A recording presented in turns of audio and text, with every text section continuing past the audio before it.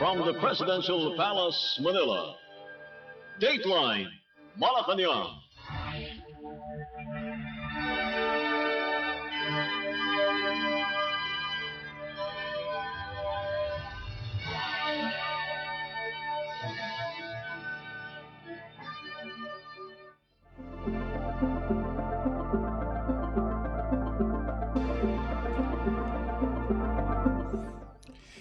Good day. Radio Pilipinas World Service can also be heard on shortwave broadcast through the shortwave facilities of the United States Agency for Global Media or Voice of America on the following shortwave frequencies: 15.640 MHz, 17.750 MHz, and 21.720 MHz. I'm your host, Leo Magpayo, and this is Dateline Malacañang.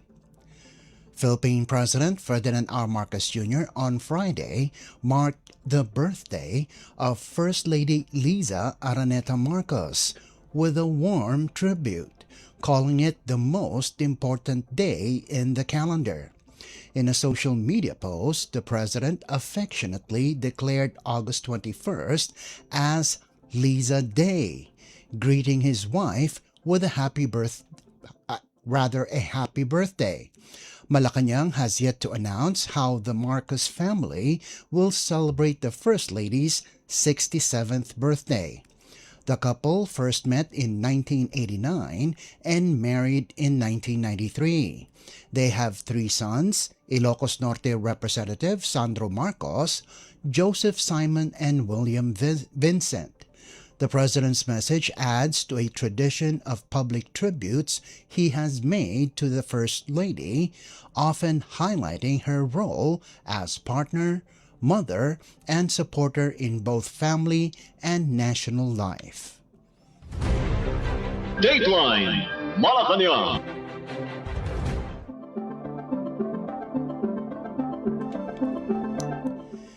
Philippine President Ferdinand R. Marcos Jr. on Friday urged Filipinos to honor the memory of Senator Benigno Ninoy Aquino Jr. by standing firm in their convictions and strengthening the nation's democratic institutions. In his message marking Ninoy Aquino Day, the president said the commemoration is not only about recalling the past, but also about drawing resolve to safeguard freedom and deepen national unity. He noted that while the challenges facing democracy have evolved, the responsibility to reinforce it remains constant. President Marcos said disinformation, division, distrust, and civic indifference underscore the importance of active engagement in the nation's affairs, adding that Ninoy's legacy calls on Filipinos to meet these challenges with vigilance and faith in one another as they work together for meaningful progress. The president emphasized that freedom carries a collective duty to respect the dignity and rights of others and to contribute to the good of the nation. He vowed that his administration will remain steadfast in protecting sovereignty, upholding the rule of law, and ensuring liberty is matched by real opportunities for every Filipino. Ninoy Aquino Day is observed every August 21st to honor the slain opposition leader whose assassination in 1983 galvanized the movement that restored democracy in the Philippines. Dateline Malacañang.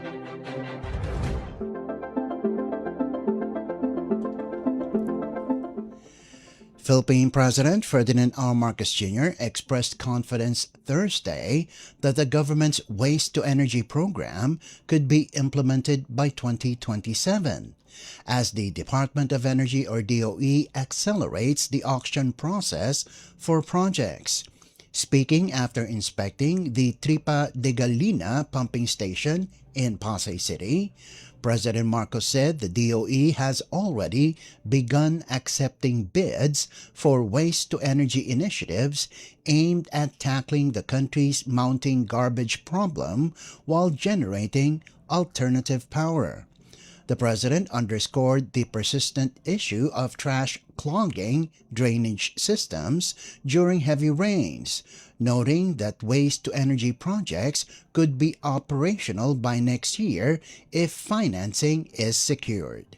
Pero ang nagiging problema pa rin ay yung pagpasok ng basura. Kaya't naghahanap tayo ng mga iba't ibang pamamaraan upang magamit yung basura at yan, ginagawang compost, ginagawang paso na organic, at saka tapos pero yung iba kailangan talagang itapon sa landfill. Kaya yun ang kailangan nating ayusin talaga. Yung hindi natin, kahit na maganda ang ating pumping station, kahit na malakas ang ating mga bomba, kapag nandyan pa rin, hindi pa pumapasok pa rin yung basura, siyempre ang efficiency niyan bababa, hindi na masyado magandang takbo. Kaya yan ang kailangan natin ayusin ngayon. And that's what we are trying to attend to now with our waste-to-energy programs, which as I'm sure you have heard, the Department of Energy is already starting to auction. So nagbibid na sila tungkol dun sa waste-to-energy project. Medyo mabilis naman yan.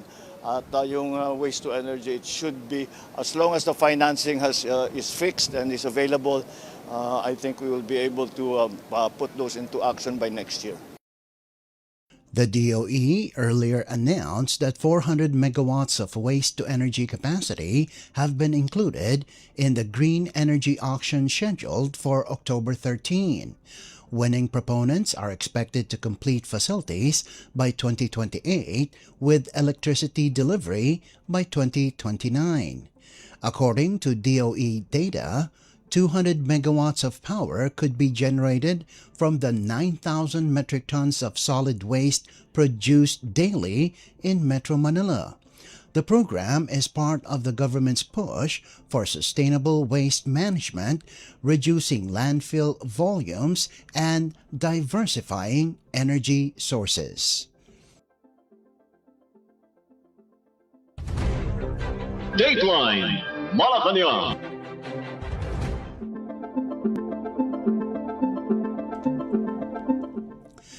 Philippine President Ferdinand R. Marcos Jr. announced Thursday that 13 additional pumping stations will be installed across Metro Manila to help manage excess water and mitigate flooding.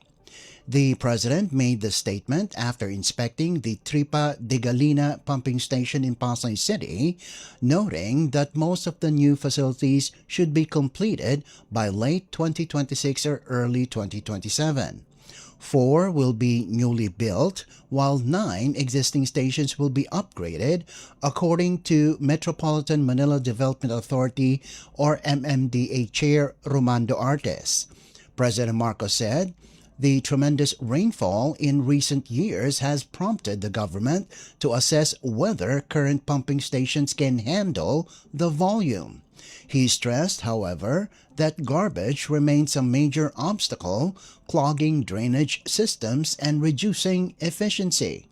The chief executive underscored the need for proper waste disposal, pointing out that kitchen sinks, mattresses, and other debris often end up in pumping facilities after floods. He said the government is exploring ways to reuse waste, including turning organic materials into compost and other products, while non-recyclable waste will be sent to landfills. President Marcos emphasized that increasing pumping capacity alone will not solve flooding unless the garbage problem is addressed. Because of climate change, because of the increase in volume of rainfall that has been has been coming to the Philippines and will come in the future, we are installing additional pumping stations, and those pumping stations are in and around Manila. I think altogether we will have 13. Yes, sir. 13 additional pumping stations, which we should have in place by the end of this year or the beginning of next year. Most of them should be in place already. But again, that does not solve our problem with garbage. And so that is why we are here trying to find ways to dispose of the garbage in an environmentally friendly way. That's why they're creating compost. None of the organic waste goes to waste, as it were. Lahat ng organic waste nagagamit. It is all of the other inorganic waste that is being thrown into our systems. Dyan tayo nakakaproblema. Ang biro nga nila is that kung kukunin mo lahat ng lumalabas na basura, pwede kang magbuo ng bahay. Dahil merong mga kitchen sink, may mattress tayong nakita, may kung ano-ano mga tinatapon sa ano. Kaya kailangan natin tugunan yung problema sa basura. Was Philippine President Ferdinand R. Marcos Jr. Dateline Malacañang.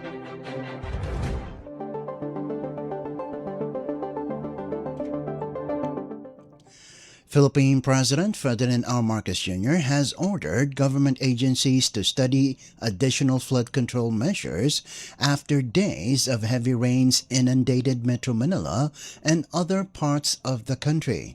Among the solutions under review is the construction of rainwater cisterns to capture excess rainfall and ease flooding.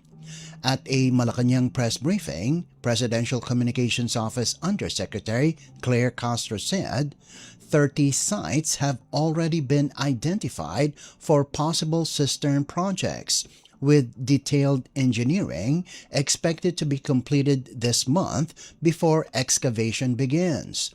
She stressed that the President wants proper water management, ensuring that stored rainwater is not simply pumped out but also used during dry spells. Other measures have been pursued include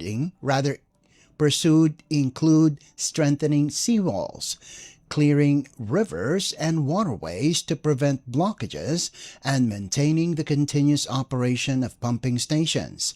President Marcos also directed agencies to examine flood control programs abroad that could be adapted locally. Castro noted that the government's flood control program has already shown results just months after its rollout. Data from recent rains recorded 201.7 millimeters of accumulated rainfall, equivalent to nearly 50,000 Olympic-sized swimming pools, highlighting the urgency of long-term solutions. Ipinag-utos ni Pangulong Ferdinand R. Marcos Jr. sa iba't ibang ahensya ng pamahalaan na pag-aralan ang iba pang mga solusyon kontra baha, matapos ang sunod-sunod na malakas na ulan sa Metro Manila at ibang bahagi ng bansa. Ayon sa Pangulo, kabilang sa mga dapat pag-aralan ang pagpapagawa ng mga rainwater cisterns na makakatulong solusyonan ang tubig baha. Sa ngayon, mayroon ng 30 sites na nakita ang pamahalaan na maaaring gamitin para sa mga rainwater cisterns. Inaasahang matatapos ngayong buwan ang detailed engineering ng proyekto bago masimulan ang paghuhukay. Kaugnay nito, binigyan diin ng Pangulo na dapat ding pag-aralan ng pamahalaan ang water management o ang mga mabisang paraan kung paano magagamit ang maiipong tubig sa mga rainwater cistern. Ayaw ng Pangulo na maipump out lang ang maiipong tubig ulan, kundi dapat magamit ito sa panahon ng tagtuyot.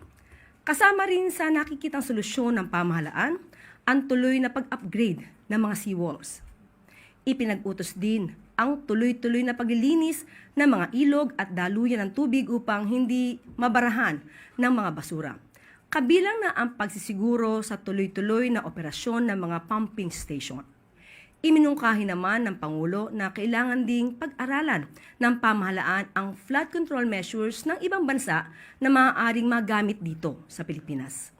Batay sa ulat ng pamahalaan, umaabot sa 201.7 millimeters o halos 50,000 Olympic-sized swimming pools ang naipong tubig noong mga nakaraang araw, dulot ng sunod-sunod na pag-ulan. Was Palace Press Officer Claire Castro. Dateline Malacañang.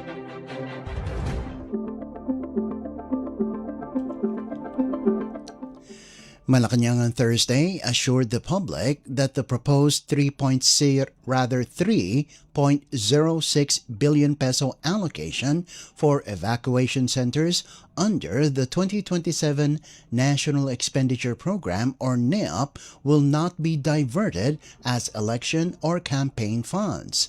Palace Press Officer Claire Castro gave the assurance after Senator Panfilo Lacson raised concerns over the uniform 180 million peso allocation per region. Speaking to reporters, she dismissed fears of ghost projects, stressing that President Ferdinand R. Marcos Jr. would not allow such schemes under his administration. Castro said mechanisms are in place to verify whether projects funded by the government are actually implemented, in line with the President's directive to prevent abuses seen in past administrations.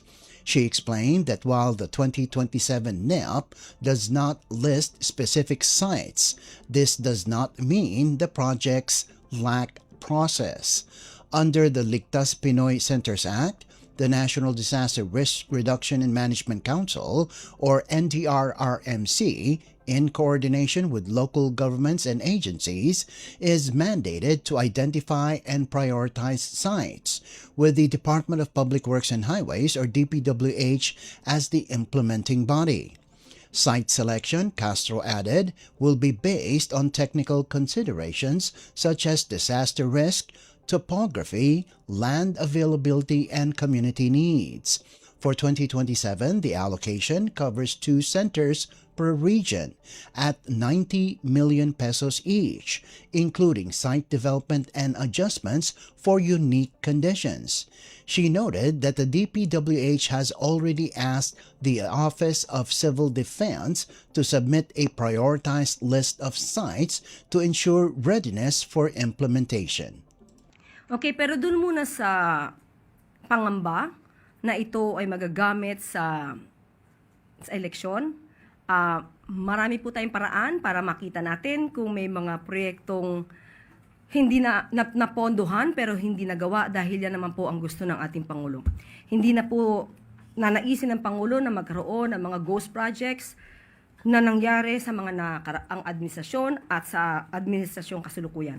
So ito po ang kasagutan ng DBM at ang alam ko naman po ito'y nasagot na rin. Pero babasahin ko po sa inyo ang pinakamensahe ng DBM patungkol po dito.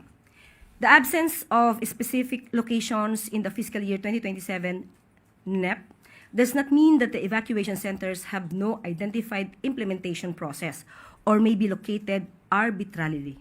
Under Republic Act No. 12076 or the Ligtas Pinoy Centers Act, the NDRRMC, in coordination with the LGUs and relevant agencies, is specifically mandated to identify and prioritize the sites while DPWH serves as the implementing agency.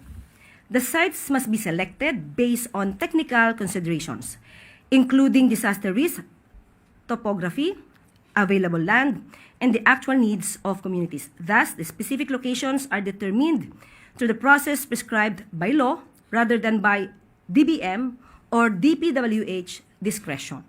For fiscal year 2027, the proposed allocation covers 2 Ligtas Pinoy centers per region at 90 million pesos per center based on the LPC 5-year implementation plan, inclusive of the site development and adjustments for unique site conditions.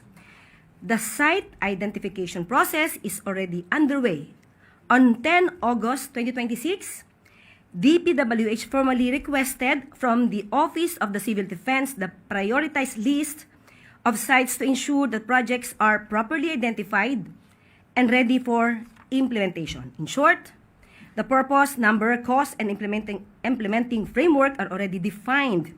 The specific sites are being finalized through the legally mandated prioritization process. So, nakadefine naman po ang numero kung ilan ang papagawa, kung magkano, at yung implementing framework ay nakasaad na rin po. Ang hinahanap na lang po ay yung tamang site.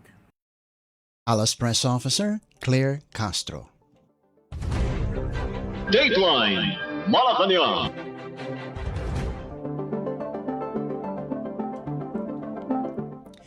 Also on Thursday, Malacañang says President Ferdinand R. Marcos Jr. is moving to close long-standing gaps in the country's flood control system through new and improved infrastructure projects. In a palace briefing, Presidential Communications Office Undersecretary Claire Castro admitted flooding remains a recurring problem despite years of government spending. She noted that recent investigations uncovered alleged ghost projects under both the current and past administrations, proving deficiencies in flood control efforts. Castro said the findings have guided the government in identifying additional measures to ensure flood mitigation benefits not only the present generation but also future ones. She explained that extensive investigations have opened opportunities for new projects and strategies to strengthen flood control nationwide. Initial measures in Metro Manila, discussed during a situation briefing presided over by President Marcos, have already produced positive results, particularly in the faster recession of floodwaters in some areas. The chief executive wants these improvements replicated across the country. The government is also addressing outdated infrastructure, including undersized culverts built after World War II. Public Works Secretary Vince Dizon has begun implementing larger culverts in some areas designed to drain rainwater more quickly and even accommodate tricycles. Castro emphasized that the president has outlined numerous projects to reinforce flood control and urged the public to support these efforts by keeping the environment clean and helping prevent conditions that worsen flooding. Hindi po makakaila kung ano po ang resulta na dahil sa baha, hindi ito makakaila. At maganda rin po na ito po ay nabanggit mismo ni Senator Lacson dahil ito'y nagpapatunay lamang na sa tinagal-tagal ng panahon ay may kakulangan sa mga flood control projects at karamihan nga ay mga ghost projects, hindi lang sa panahon ngayon, kundi sa mga nakaraang administrasyon. At yan po ang pinupunan ngayon ng administrasyon. At dahil po nagkaroon ng malawakang pag-iimbestiga dito, mas nabukas sa gobyerno kung ano pa ang dapat gawin at ano pa ang maaaring proyekto para magtuloy-tuloy ang pagkontrol sa baha, hindi lang sa panahon ng Pangulong Marcos Jr., kundi sa mga susunod pang henerasyon. So kahapon nga po sa situation briefing, napag-usapan din po na nakita po ng Pangulo na in a way, kahit papano po, yung paunang mga programa ng Pangulo patungkol sa kontrabaha ay nagkaroon ng magandang resulta. Dahil yung mga ibang binabaha sa Metro Manila, yes, bumabaha dahil sobrang lakas ng ulan at hindi ito mapipigil. Pero nakita po yung bilis ng paghupa ng tubig ulan. At yun po ang gustong mangyari ng Pangulo sa iba pang lugar dito sa Pilipinas. At pinag-usapan nga dito dahil yung ibang mga culvert ay napakaliit at ito po ay gawa pa ng post-World War II. So ngayon po ang nais ni Secretary Vince Dizon at ito'y napopropose at sa iba ay nagawa niya na yung culvert na kasya pati tricycle. So para mabilis na umagos ang tubig ulan. So marami pong proyekto ang Pangulo na nabanggit, nais ang proposal ng Pangulo kahapon. Marami siyang proposal na nabanggit kahapon at maganda naman po ang mga response. Especially ng MMDA dahil naghahanap nga po sila ng catchment para gawing rainwater cisterns at may mga napili na pong mga lugar. At mamaya ay hahanapin natin at hinihingi po ako mismo ng listahan itong 30 sites. That was Palace Press Officer Claire Castro. Dateline Malacañang.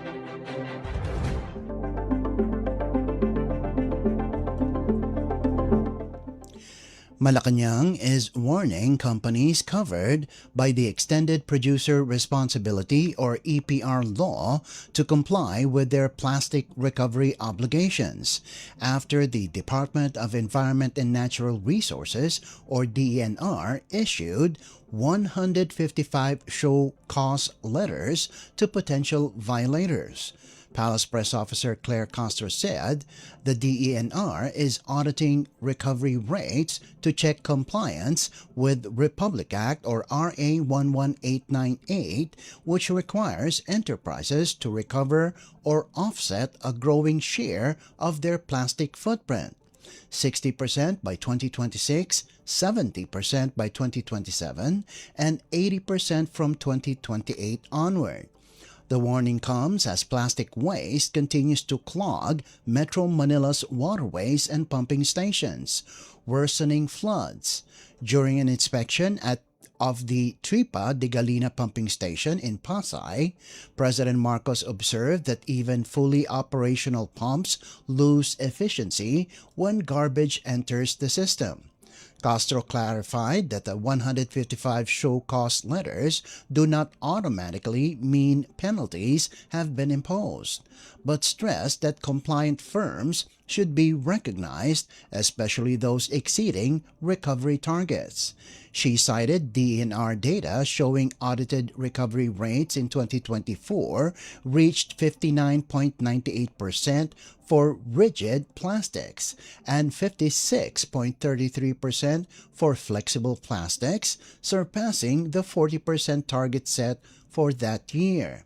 She said the palace views strict enforcement of the EPR law as vital to easing flooding and reducing the country's mounting plastic waste problem.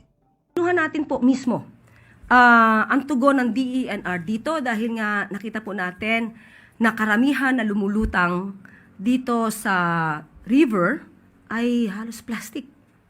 At kailangan talaga na mas magkaroon ng responsibilidad, magkaroon ng pagpapatupad or pagtugon sa obligasyon, hindi lang ng gobyerno, kung hindi lahat tayo, lalong-lalo siguro ang ating mga kababayan, mga residente, at mga entities or korporasyon. So ang sabi po ng DENR, ito po ang kanilang tugon. Aktibong binabantayan ng DENR ang pagsunod ng mga kumpanya sa EPR law sa pamamagitan ng pag-audit sa kanilang recovery rates. Upang matiyak ang compliance, ang ahensya ay nag-issue ng 155 show cause letters sa mga potential obliged enterprises na hindi tumutupad sa kanilang EPR obligations. Ang EPR Act ay nagsisilbing carrot and stick mechanism kung saan obligado ang mga producer na bawiin at i-recycle ang kanilang plastic packaging waste. Pero sa nakita po natin, siguro mas dapat pang ma-monitor ang mga ginagawa ng mga kumpanya. Natutupad at nalalagpasan pa nga ng mga kumpanya ang mga itinakdang target. So, kung ang kumpanya ay tumutupad sa kanilang mga alituntunin at kanilang obligasyon, so makiusap tayo sa ating mga kababayan, mga residente, tumulong po tayo. Halimbawa, noong 2024, ang audited recovery rates ay umabot sa 59.98% para sa rigid plastics at 56.33% para sa flexible plastics na mas mataas sa legal target na 40%. Ang mga nakatakdang target para sa mga susunod na taon ay sa taong 2023, 20%, 2024, 40%, 2026, 60%, at 2028, 80%. So kapag hindi nag-comply, bibigyan po sila at papatawan ng penalty. So ang mga kumpanyang hindi makaka-recover ng kanilang plastic waste, footprint o hindi makakasunod sa mga requirement ng batas ay nahaharap sa mga multi-million peso na multa. That was Palace Press Officer Claire Castro. Dateline Malacañang.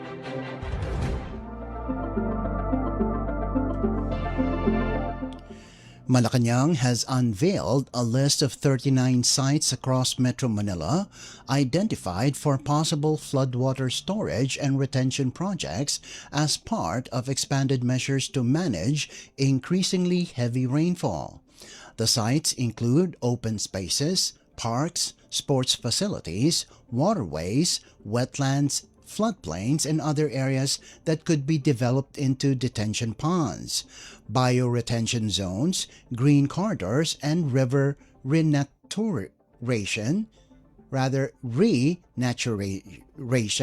projects. President Ferdinand R. Marcos Jr. earlier said about 30 potential underground storage sites had been identified with technical assistance from the Netherlands, citing facilities such as the Rizal Memorial Sports Complex, Camp Aguinaldo, and the University of Santo Tomas. Detailed engineering studies are being awaited before construction begins. The broader list covers areas in Manila, Quezon City, Pasay, Parañaque, San Juan, Makati, Navotas, Malabon, Valenzuela, Las Piñas, Pateros, Muntinlupa, Caloocan, Mandaluyong, Marikina, Taguig, and Pasig. Among the proposed sites are the Rizal Memorial Baseball Stadium, Freedom Triangle Plaza, University of the Philippines Sunken Garden, Miriam College Open Field, Pasay City Linear Eco Park, Cultural Center of the Philippines Rojas Boulevard, and the Marikina River floodplains. Other areas include Baseco Lagoon, Navotas Coastal Dike, Tanza Marine Tree Park, Maytunas Creek, Ermitaño Creek, Estero de Tripa de Galina, and Pinagsama Creek. The projects will employ different approaches depending on the site, such as constructed wetlands, mangrove rehabilitation, river renaturation, bioretention areas, and green corridors. These initiatives form part of the government's broader flood management program, which also includes dredging waterways, improving drainage systems, and expanding pumping capacity. President Marcos said 13 additional pumping stations are being installed in and around Metro Manila, with most expected to be operational by the end of the year or early 2027. He emphasized that the increasing volume of rainfall in short periods poses a challenge to existing flood control infrastructure, underscoring the need for additional water storage capacity. Ito po yung short list of priority sites. Total of 39 sites across Metro Manila. So, ito ay Parañaque, Quezon City, San Juan, Navotas, Pasay, at Pateros, may Malabon, Las Piñas. Pero ibibigay ko na lamang sa inyo dahil wala akong dalang magnifying glass. So, ibibigay ko na lamang sa inyo at opo, yan. So, 39 so far, ito po ang napili na sana ay walang maging balakid para maipatupad ang proyekto para magkaroon tayo ng mga lugar kung saan pwedeng maipon pansamantala ang tubig ulan para hindi umapaw sa daan at maging sanhi ng pagbaha. Was Palace Press Officer Claire Castro. Dateline Malacañang.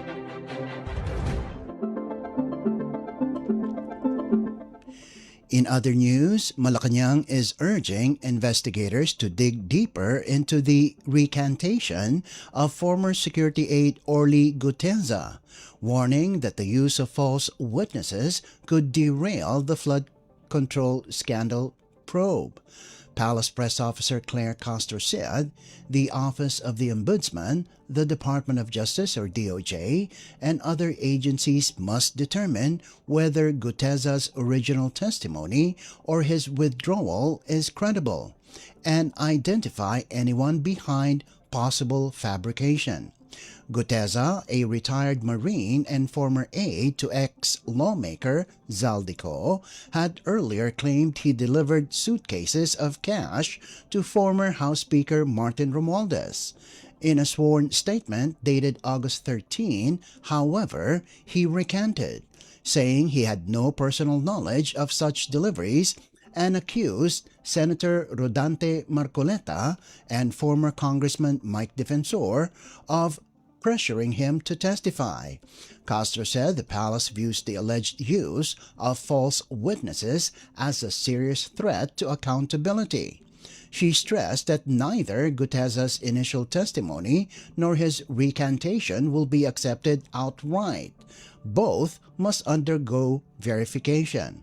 The Ombudsman has maintained that Guteza's reversal will not halt its probe, citing 28 other witnesses with direct information on transactions under investigation involving Romualdez. Castro added that documents and evidence gathered by the Senate have already been turned over to the Ombudsman, while the DOJ continues its own inquiry. President Ferdinand R. Marcos Jr. has not issued a specific reaction to Guteza's recantation, but reiterated that investigations must proceed strictly on the basis of due process, law, and evidence. Hindi naman po nahuhuli ang Pangulo sa mga balita at wala siyang reaksyon na ibinigay sa atin. Ang nais naman po ng Pangulo ay laging ayon sa batas, hindi gawa-gawang ebidensya. Kung totoong mapapatunayan na siya ay gumawa lang ng mga kwento, hindi naman din ito makakabuti sa pagpupursu sa mga tao na dapat na managot. So ang kailangan po ng pamahalaan, kailangan ng ombudsman, kailangan ng DOJ, ng mga investigating bodies natin ay totoong salaysay. So kung sila naman po ay magsasabi ng kwento, salaysay na walang katotohanan, mas makakasira siya sa paghabol sa mga tao na dapat na managot. Mas hindi siya magiging epektibo. At ang ombudsman, ang sabi po niya, ang Office of the Ombudsman, pati naman po ang DOJ, ay tuloy-tuloy sa pag-iimbestiga.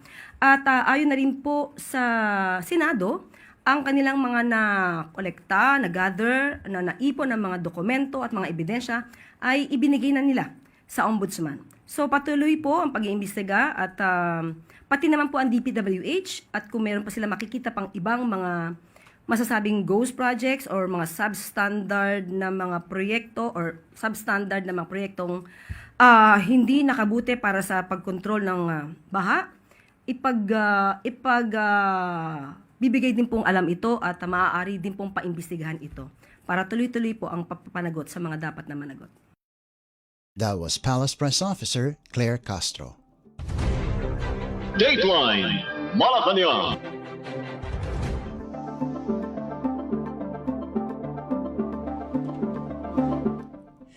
Meanwhile, Malacañang has formally set the stage for history in the Bangsamoro region. Through Proclamation Number 1395, Acting Executive Secretary Ralph Recto, by authority of President Ferdinand R. Marcos Jr., has declared Monday, September 14, 2026, a special non-working day across the Bangsamoro Autonomous Region in Muslim Mindanao or BARM. The date coincides with the first parliamentary elections in BARM, reset by Republic Act or RA number 12317 to the second Monday of September 2026. The move ensures that residents can fully participate in the polls and exercise their right to vote. Signed in Manila on August 18, 2026, the proclamation underscores the government's commitment to democratic transition in the region, giving Bangsamoro citizens both the time and opportunity to cast their ballots in this landmark election. Dateline Malacañang.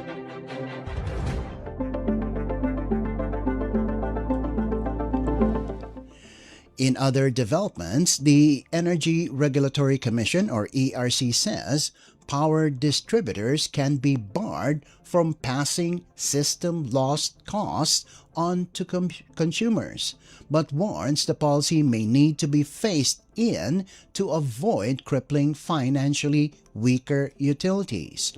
ERC Chairperson Francis Juan told the Senate Committee on Energy that regulators could reduce recovery of system losses, including both technical losses from transmission lines and transformers and non-technical losses from pilferage and illegal connections to zero. He stressed, however, that removing the charge does not mean electricity losses themselves would disappear. Juan explained that distribution utilities could be required to absorb the costs, but the transition must consider their varying financial conditions. Senator Erwin Tulfo pressed regulators to determine whether such a move would actually threaten the viability of companies like Meralco, the National Grid Corporation of the Philippines, or NGCP, and electric cooperatives. Juan noted that some utilities already keep system losses well below regulatory caps and may be able to absorb the expense, while others, particularly smaller cooperatives, could struggle and even risk closure if the burden is shifted abruptly. Tulfo argued that consumers should know exactly which portion of lost electricity they are being charged for, while Senate President Sherwin Gatchalian said utilities capable of reducing losses should shoulder the cost. He added that investments in upgraded substations, better lines, and distribution energy systems could cut technical losses. Lawmakers are weighing proposals to remove or reform system loss charges as they seek ways to lower electricity bills without undermining the stability of power distributors. Dateline Malacañang.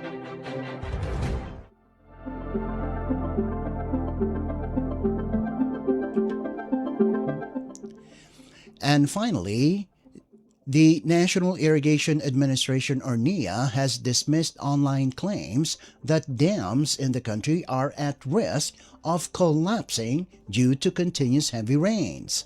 In an interview, NIA Administrator Eduardo Guillen said such speculations are false, stressing that the structural integrity of reservoirs like Magat and Pantabangan remains sound.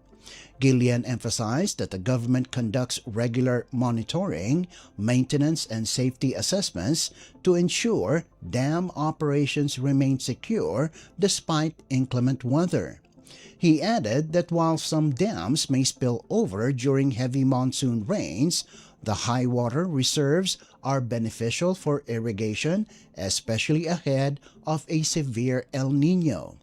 Pantabangan still has about 30 meters before reaching full capacity, while Magat has around 10 meters. The NIA chief also highlighted the use of artificial intelligence in weather forecasting, allowing the agency to estimate rainfall volumes weeks in advance and conduct pre-release of water when necessary to aid flood control. As of Friday morning, Magat Dam's water level stood at 178.96 meters above sea level, slightly higher than earlier in the week, while Pantabangan registered 189.46 meters, also up from Thursday. Guillen assured that no spillway discharge has been recorded at either dam. He reiterated that the administration is committed to innovative monitoring and proactive management to safeguard communities and sustain irrigation despite persistent rains. Dateline Malacañang.